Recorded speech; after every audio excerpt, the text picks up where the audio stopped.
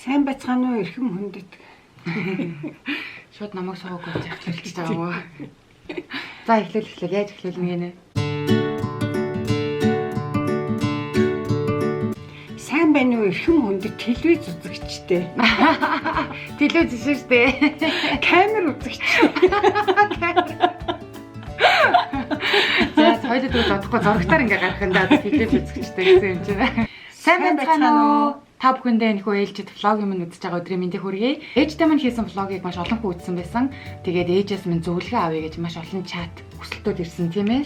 Ялангуяа хоолны зөвлөгөөнүүд авъя гэж ээжээс минь маш их хүсэлт ирсэн. За энэ хүсэлтийн дагуу өнөөдөр бид хамгийн эхлээд ямар зөвлөгөөнөөс эхлэх гэж байгаа юм? Хоолныхоо зөвлөгөөнөөс. Тий, хоолныхаа зөвлөгөөнөөс. Ягаад гэвэл хамгийн чухалнаас хоол ээж маань болохоор элэгний хорт хавдар гэдэг онцтойгоор нийт 11 жил одоо 12 дахь жилдээ орох гэж байна. А элэгний хатуурал гэж бол оншоор бараг 30 гаруй жил болж шүү. Тий, 84 онд анх тэгэж онцлогдсон гэсэн. Тэгээ 84 он гэхэр чинь намайг жоохон. Тий, намайг бүр төрөөгүй байхад тий, төрөөгүй байхад ээж анхны элэгний хатуурал гэдэг оншоо тогтоогдсон юм байлээ. За тэгээд хатууралтай 30 хэдэн жил. За тэгээд хорт хавдар гэсэн онцтойгоор бол нийт одоо ингээ 12 дахь жилдээ орох гэж байгаа ийм хүн байгаамаа. Тэгээд ээж минь одоо яаж энэ өвчнөд ийм олон жил тэмцэж байгаа вэ? Яаж энэ өвчнийг одоо ингээд юу гэх юм бэ? Аргалаа гэх юм уу? Тий, нэг аргадаад л одоо авч яваад байгаа юм да. Тий, энэ бүхнээсээ та бүхэнтэйгээ хуваалцъя гэж үзээд тэгээд бид тэр влог хийж байгаамаа. Тэгээ энэ хоолны зөвлөгөө нэрээ хүрэхээс өмнө хэлэхэд заавал энэ журвал хүн болгонд тохиолдолтой биш тий. Тий. Би чинь ямар хоол зөөч биш, эмч биш, тийм ээ. Тийм нарийн мэрэгжлийн одоо хүн биш учраас би миний биеийн тохирсон хоолоо би өөрөө олоод хэргэлдэг болцсон. Тэгээд ер нь л олон хоол идлээ штэ өдөө наслахад чинь тэгээд тэрнийхээ аль нь миний биед хэрэгтэй юм бэ, аль нь надад цогч гинэ гэдгийг би маш сайн ажигласан байхгүй юу. Тэгээд тэр өөртөө зориулсан хоолоо л одоо хэрэглээд би организм маань тэргээрээ амин дэм шимт хижээл аваад явж байгаа. Тэгэхээр ээж минь энэ хоол болохоор хүн болгон таарсан элэгний хорт хавдартай хүн заавал энэ дэглэмийг барих ёстой гэсэн ерөөсөө би тэр зөвлөгөө биш шүү. Зүгээр ээж минь яаж 11 12 жилийн турш энэ өвчнөдөө тэмцэж байгаа нь хоол бол амар чухал үүрэгтэйсэн. Гэхдээ энэ хоол бол зөвхөн миний ээжээ таарсан магадгүй зарим нэг хүний темпд бол таарж магадгүй те. Та нар хэрэг таар хоол ивэл тэрнээс нь зөвлөгөөг нь аваад магадгүй шаардлагагүй гэж үзүүлээс орхихын орхиорой. Заавал 100% ч гэж магадгүй шүү. Тийш дээ. Хүн болгоны бие организм өөр. Бас хүн бас өөрийгөө аягүй сайн ажиглах хэрэгтэй. Тий. Хүн өөрөө нэг л хувь юм чинь хүн өөрөө өөрийгөө л сайн мэднэ. Түүнээс охин битэрийг хийж байгаа энэ болоог бол энэ хоолыг ингэж идээрээ тэр хоолыг тэгж хэрэглээрээ тийм юм сайн гэсэн зөвлөгөө огт биш шүү. Надад таардаг юм аа л би та нарт тус болох л байх л гэж хэлж байгаа байхгүй. Ээж дээр энэ хоолны зөвлөгөөс ээжийн минь цэвэр туршлага дээрээс нэмээд бид нар бас мэрэгжлийн хоол зүйчээс бол зөвлөгөө авч ирсэн. Хоол зүйчийн зөвлөсөн зөвлөгөөг одоо өөрийнх нь ур ухаанаар юм те боловсруулаа дахиад тийм шин маягийн хоолны зөвлөгөө гаргаад өөр дээр хэрэгжүүлсэн байгаамаа. Өөрсөндөө зориулж шин жор гаргаарай л гэж хэлэх байна. За ингээд хоолныхын зөвлөгөөг хүргье.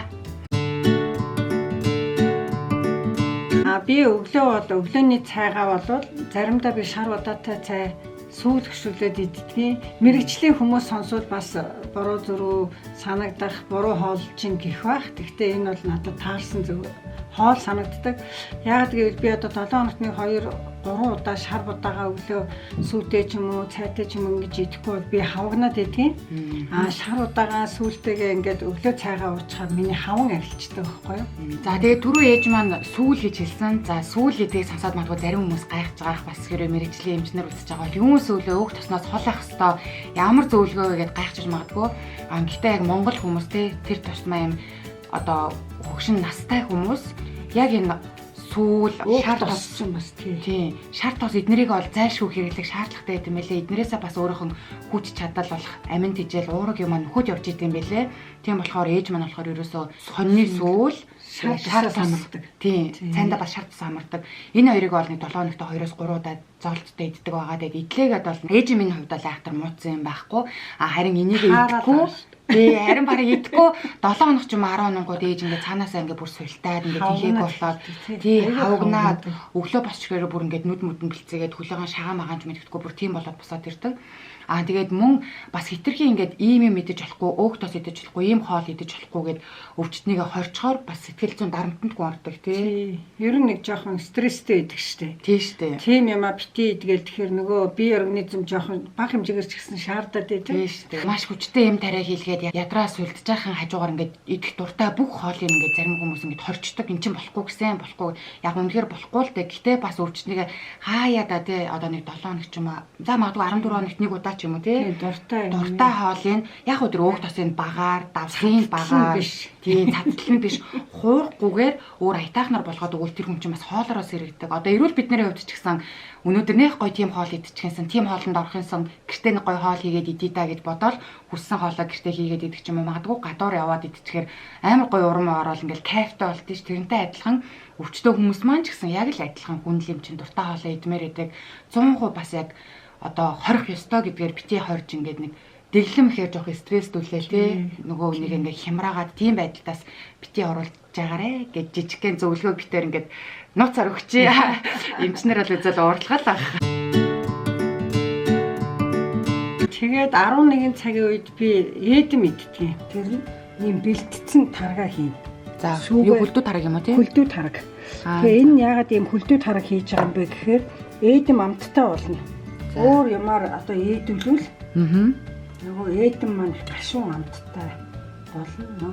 Тэгээд энэ тарга ингээд сүмдээ холиод зөөлөн хутгаад бас их хутгаад божигнуулчвал эдэм чинь гоё гарахгүй. За. Хүмүүс энэ аарц марцаар эдвэлээд идэг байхгүй. Тэгээд тэр чинь болохоор гашуун болно. Нөгөө нэг хоолны дэглэд маань таарахгүй шүү дээ. Эдэм идэхээр өтгөн гатаад байна гэдэг байхгүй. Тэгэхээр дан эдмээ биш. Эдмээ шар сүтэн цуг идэнэ. За. Тийм тэгжээж нөгөө өтгөний чинь шар сүүн хөөж гаргана. Эдм нь нөгөө уурга нөхөн. Ингэж ялгарч. Одоо ч ялгараад гоё ш тий. Ингээ жоохон шар сүүн. Энэ цагаанууд нь эдэм маань ш тий. Тийм шарууд нь болохоор шар сүүн шүү. Өдрийн хоолой бит ирж байгаа 12-оос 1 цагийн хооронд идэнэ. Тэрнээс их эрт болохоор бас ходоод бас нэг хүлээж авахдаа жоохон муухан. Гэхдээ би бас махыг нэх их бас ч тийм хэрэглээд идэг хүн биш л дээ. Ер нь нэг 7 хоногт 2-оос 3 удаа мах идчихэд л болоод идэг байсан. Сүүлийн үед бас жоохон мах идэхгүй болохоор сүрмэс татах гэдэг болсон юм лээ. Хахан хоолоо болохоор идэхдээ мэдээж яриг нөгөө хуурж болохгүй, хайрж болохгүй, өөх тос багтай. Гэхдээ яг тэгэлчээр хүмүүс хөвчлэн нэг гурилтай шүл ч юм уу те, бантан ч юм уу эсвэл нэг цутан ч юм уу нэг тиймэрхүү ингээд яг 2-3 хаан хоолнд эргэлдээд байгаа гэдэг. Тэгээ тэр 2-3 хаан төрлийн хоолыг чинь өдөр болгон 7 хоног болгон ингээд идээд хахаар өвчтөн маань мэдээж яриг залхах, уйдан те, өөр хоол идмэр санагдана. Тийм учраас бас яг хуурахгүйгээр, хайрахгүйгээр, тос багтай, давс багтай, амтлагчгүйгээр ямар хоол хийж болдог талаар бид видеогоор үзүүлье. Өнөөдрийн өдрийн хоол болохоор би ээж төмсний өчмөл хийж өгч байгаа. За тэгээ төмсний өчмөл хийхэд хамгийн дөрүүлээд төмсөө ингээд чанаад болгох хэвээр. Төмс маань сайхан болчлоо. Хараа ийм зөвлөхөн. Ингээд сэрэдэхэд ингээд сайхан бутраад унтж байгаа. Би дэ бага хэмжээний давс хийгээд төмсөө чансан байгаа шүү. Одоо ийм сайхан зөөлрөөд болцсон юм чи хэлээ төмсөө нухая. За төмсөндөө би зөвхөн ийм сонгон л хийсэн байгаа. Сонгоноос өөр юм хийгээгүй. Тэгээд төмсөө анх чанахтаа болохоор давс хийгээ чансан болохоор дахиад давс хэрэггүй. Тэгээд ерөн бол нөгөө зүгээр төмснөө чимлэг одоо сүү мүү масл засал жоохон хийж болдсон шүү дээ. Гэхдээ энэ өөрөө нөгөө өвчтөн зориулсан хоол элдв ангаа янз бүр юм хийж болохгүй. Сүү мүү хийлгэхэд тослогийн хэмжээ бүр маш бага сүүл хийнү гэхээс тослог өндөртөө сүү масл болохгүй болохоор би ер нь тэрийг бол тэр чигт нь хасцсан байгаа шүү. Төмс өөрөө нөгөө зөвшөөрөгдсөн хүнсэнд орж байгаа. Төмсийг бол хийх ёстой мөлий. Тийм болохоор би өнөөдөр албаар төмснөө ч мөлийж байгаамаа. Одоо идлээ махаа амтлаа. Би ингээд гараар татсан мах. Тэгээд жоохон сонгон сармис хийсэн. За мөн давс бол маш бага амтагдах төдийл байх ёстой тийм ээ. За ийм биеийн бага хэмжээний давс. За би талыг үлдээчлээ шүү.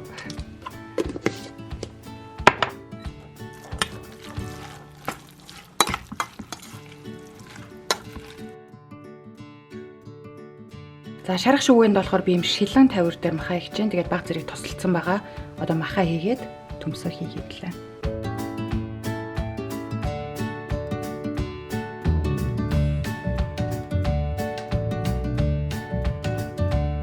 За ингээд төмсөрөө сайхан бүрээд өчлөө. Одоо хэлээ төмсөө овонд хий. Би шарах шүүгээ ингээд халаацсан байгаа. Доороос нь тэгээд 220 дээр ингээд хоолоо хийчлээ. Нэг 30-аас 35 минут хахад ерөн болд юм дөө. Та хэд тэгээ жоохон төхөөд ирэнгүүт хараад ирэхгүй те дээгүүрээ бор шаргалалаад гоёлаад ирнэ. Хоол маань бэлэн болчлоо. Ийм гоё өнгөтэй ингээд жигнэгдээд хийчихэж байгаа болохоор өстой янзын эрүүл. Саяны төмсний очмол хийсэн видео маань та нарт таалагдсан гэж найдаж байна. За ингээд дараагийнхаа хоол нь болохоор тэгээд хоёулаа 4-5 цагийн үед битээр нэг хөнгөө юм идтiin. Нэг жоохон бичэн ч юм уу хоёулаа тэгээ идчихдэг. Өдөрт бол би ер нь нэг аяг кофе чихэргүй ууддаг. Гурилны тухайд гэвэл яг ээж шиг миний мэлэний өвчтэй элэгний асуудалтай хүмүүс бол юм улаан будаан дээд гурилыг идэх хэрэгтэй юм билэ. Бүхэл урын гурил, бор гурил болж зөвшөөрөгдөхгүй. Харин өөр өвчтэй одоо магадгүй ходоодны асуудал ч юм уу те сахар махар ч юм уу тийм хүмүүс бол харин бүр эсэргээр шүү. Бор гурил бүхэл урын гурил. Ер нь тэгэл эмчийнхэн зөвлөгөөг л дагсан дээр те хоолн дээр тийм ээ. Тий, ер нь бол нэг ерөнхий нэг зөвлөгөөг бол авсан байхад зүгээр. Тэгээд тэрийг өөрийнхөө арга дээр болчихлоо.